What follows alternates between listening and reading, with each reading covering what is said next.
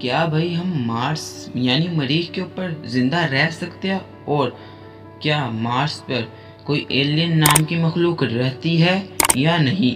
और इसके साथ क्या हम मार्स यानी मरीख के ऊपर जहाज़ के ज़रिए जा सकते हैं? दोस्तों, आज की इस मज़ेदार वीडियो में हम कुछ इसी तरह के मौजू के ऊपर बहस करने वाले हैं। तो दोस्तों, मेरा नाम है मोहम्मद हमाद शाहिद और आप देख रहे हैं माय सॉल्यूशन गाइड।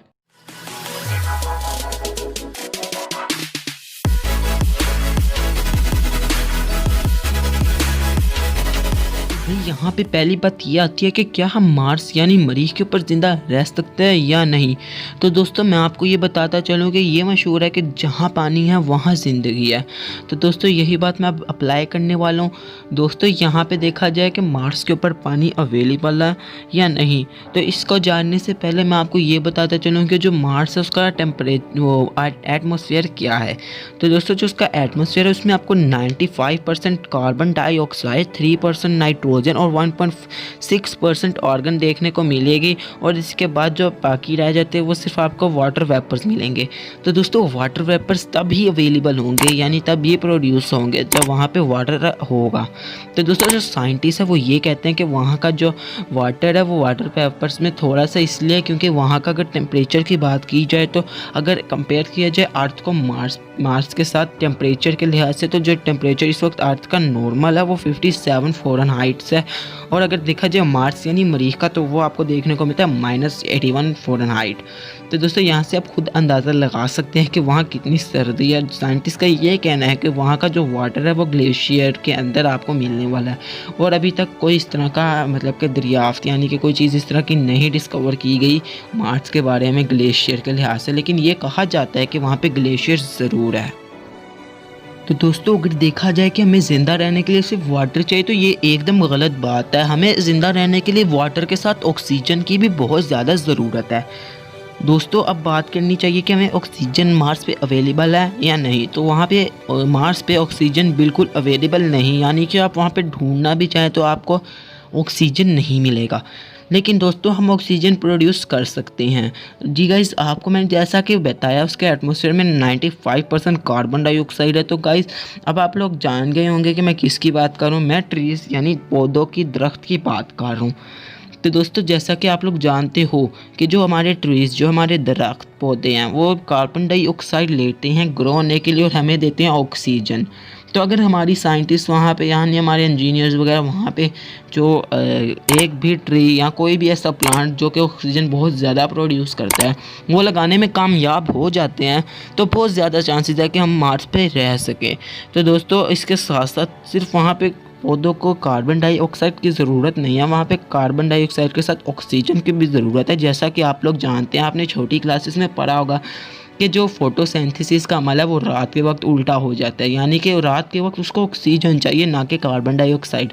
तो रात के वक्त जो वो ऑक्सीजन लेना चाहेगा तो उसको नहीं मिलेगी, जिसकी वजह से वो ख़त्म हो जाएगा। तो दोस्तों, आज के ज़माने में अगर बात की जाए तो 40 से 45% तक चांसेस है कि मार्स पर हम जिंदा रह सकते हैं। तो भाई, यहाँ पे दूसरी बात ये आती है कि क्या मार्स पे एलियंस रहते हैं या नहीं। तो दोस्तों, मार्स पे एलियंस रहते हैं या नहीं ये मैं कोई दावे से बात नहीं कह सकता। इसकी कोई इतनी ज़्यादा एक्सप्लेनेशन नहीं है जो कि मैं आपको इस वीडियो में देने वाला हूँ। इसके बारे में ना तो कोई इतनी ज़्यादा सर्च गूगल पे मुझे मिली है। मुझे यहाँ पे सिर्फ एक पिक मिली है जो कि इस वक्त आपके सामने स्क्रीन पे शो हो रही है। और ये साइंटिस्ट का कहना है कि एलियन टेक्नोलॉजी है जो कि अनलिमिटेड एनर्जी प्रोड्यूस करती है। इसको अभी तक ज़मीन पे नहीं लाया गया, लेकिन ये मार्स पे एक स्क्रीनशॉट के ज़रिए खींची गई तस्वीर है जो कि मैं अब आपको दिखा रहा हूँ। तो दोस्तों, ये क्या है ये सिर्फ साइंटिस्ट ही बेहतर बता सकते हैं, लेकिन जो उन्होंने बताया उसके मुताबिक एक एलियन टेक्नोलॉजी है जो कि अभी तक इंसान नहीं बना सके।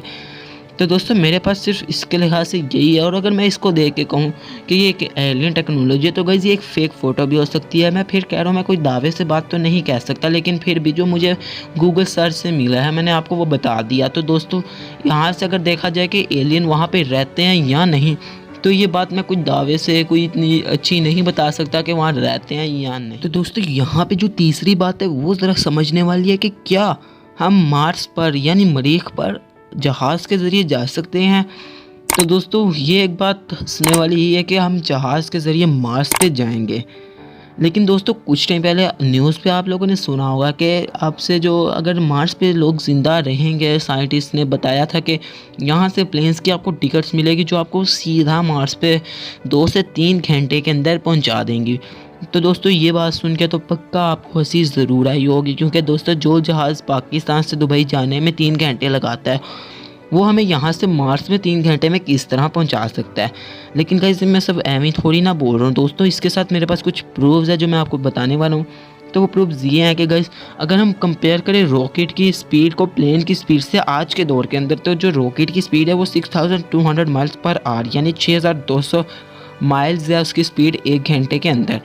और अब बात करते हैं कि प्लेन की क्या स्पीड है। तो प्लेन की जो स्पीड है वो 880 से लेकर 926 किलोमीटर पर आवर। अब आप खुद अंदाज़ा लगा लो कि जो रॉकेट है उसको कितना टाइम लगता है मार्स में जाने के लिए और उसकी स्पीड क्या है। और यहाँ पे बात की जाती है कि प्लेन की स्पीड क्या है और उसको यहाँ से दुबई जाने में कितना टाइम लगता है। तो यार एकदम झूठी खबर थी। मैं ये कोई दावे से ये भी नहीं मैं कोई दावे से कह सकता, क्योंकि दोस्तों ये 2020 और इसके अंदर अभी तक तो कोई इस तरह की बात पॉसिबल नहीं हुई। हो सकता है कि आगे दौर में जाके इस तरह की चीज़ें अवेलेबल हो जाएं, इस तरह की चीज़ें पॉसिबल हों, बट आज के दौर के अंदर ये सब इम्पॉसिबल है। आज के दौर के अंदर अगर जहाज़ से कर कहा जाए मार्स पे जाना है तो ये एकदम यार मजाकिया बात होगी। तो यार ये मैंने आपको एक प्रूफ के साथ बता दिया है इसकी स्पीड के ज़रिए ही। तो दोस्तों उम्मीद है कि आपको वीडियो अच्छी लगी होगी।